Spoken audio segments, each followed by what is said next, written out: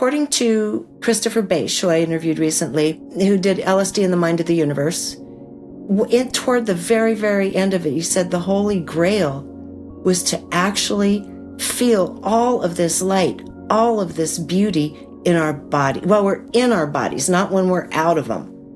We're going to feel that fine enough when we're out. Yeah. But while we're in them, to feel all of that, that's the key. To feel, for no reason, love when you're in a supermarket line. Just look around and you just kind of smile at everyone, feel connected, your heart starts warming up, just to live from that place. That's it. It really is so simple, and simple has been made to be simple-minded and not really credible. But it is so simple. And, when I started writing the book, I do a key at the end of it because it's very heavy. I mean, it could be considered as very heavy, dark material.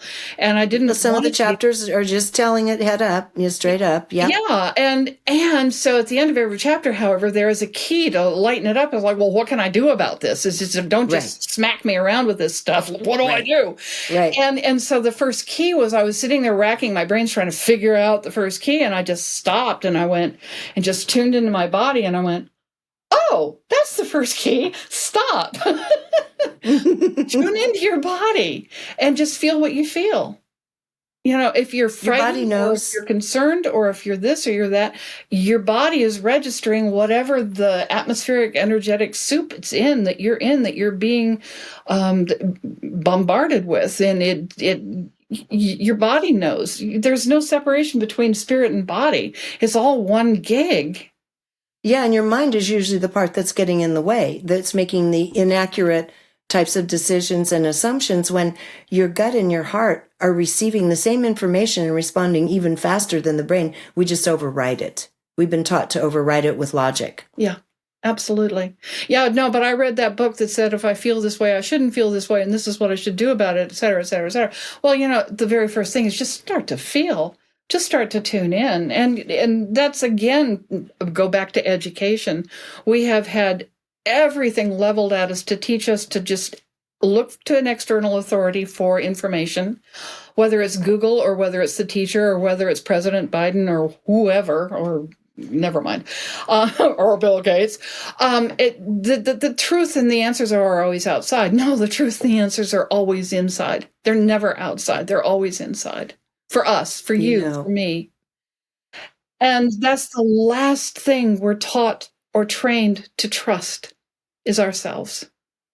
We have been, the matrix is the thought matrix. There, people have asked me, well, what about the matrix? There are so many matrices. There's the matrices of sexual identity. There's the matrix of education and economics and politics. I mean, there's wheels within wheels. But essentially, it is a matter of simply just finally just letting it drop. Whether you can do it for 2 seconds, great.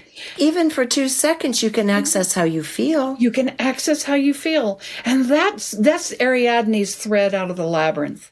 It really is. To trust the body, trust your feelings, your gut, your intuition. You can feel what's right. Kids, you said earlier, kids know what's right. We know what's right. We know in our heart or our gut. I hope you're enjoying this video, because if you are, there are dozens more like it on my site, all supported by people like you. So if you'd like to keep this work rolling in and join our community, just click on the Patreon button at reginameredith.com. That also gives you access to insider commentary, my live book club, and other live events with special guests. So join in. Thanks. It's interesting because a little while ago we were talking about judgment and such, how you're bad if you judge. And I remember my guide saying at one time, many years ago, they said, humanity would be so much further ahead if you just stop judging one another. Okay, that is true enough. Mm-hmm. We don't need to be sitting in judgment of one another. However, when there's something going on that I don't feel is right, I'm very judgmental. And I do get very angry. I do not like to see harm. I don't like to see humiliation. I don't like to see these things foisted from one person or one whatever to another. And I become very judgmental and very angry, and I fight against it. And, I don't know that that's wrong. I don't feel fearful. I'm just angry. It's like, don't try doing that. Stop doing that to one another. This cauterization of being a whole whole, WHOLE, human being, which means full spectrum, from rage to bliss, from selfishness to altruism. I mean, be able to feel it all and express it all. There's no judgment, and not judge the expression. And even if somebody's just an asshole, I can call somebody an asshole if they're being an asshole, and that's not being judgmental. That's just being clear. Now, I agree with you. If I judge him for being bad and wrong, for being an asshole, well, then, okay, I've definitely moved into judgment. So, wow, I have seriously cleared my decks, Regina, of that. That's a program that is guaranteed to keep us cauterized, trapped, constantly self-reflecting. Oh my God, am I saying something wrong here? Am I not being... And not feeling our truth. So that we cannot be these beautiful, full, expressive beings that we are. We are beings of pure love. And we're here to express it all. There's nothing that, wow. Whoa. So it's okay to be angry when you're seeing and experiencing unkindness, unjustness, unfairness. It's okay to be angry about it. I mean, and if we have to stand up for ourselves, there have to be points at which we say, no more, we're done. No. Get out of the neighborhood. Absolutely. Well, I think quite frankly, the 2-letter word no with an exclamation point behind it is one of the most fiercely spiritual things that we can do nowadays, and stand up. Not in a self-righteous, aggrandizing, ego-inflated way, but no, this is unacceptable to do this to children. No, this is unacceptable to do this to humanity. No. I mean, do you really, you said something about money a few minutes ago. Did you know, I ran across a statistic that for every child that decides to go with a sexual reassignment surgery and then go down that path, it's a guaranteed $1.4 million into the pharmaceutical company's pockets for every child that makes that choice. Oh, that's interesting. No, I did not know the pharmaceutical numbers on that one. Yep. And that's something else. That's a whole other subject. That is a whole other subject. And I'm actually writing another book about it.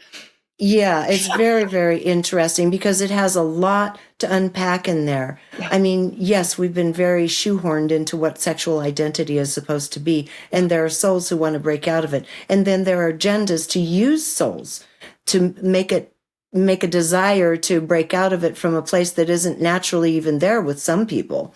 So yeah, it's a very loaded subject, very delicate, and can create so many challenges for the individuals. But I did not know that the profit margin for it was that high. Thank you for sharing that. Yeah, this is just one. And again, I want to say, this is coming out during the holidays, and I want this to be empowering. I want people to say, when they see the BS and materialism and the running ragged trying to overgive and everything, just to stop for a minute and say, how do I really feel about this? Do I want to be at this mall on Christmas Eve or Hanukkah? Do I really want to do that? Yeah. No, I just want to sit with someone and maybe have a cup of tea or a glass of wine. That's what I'd really like to do. Yeah. And the thing is, your group can narrow once you decide to live your truth. Listen to your body. Drop out from the programs. Many people start feeling a bit isolated because you can lose some friends along the way. In there, got that t-shirt in the closet. Me too.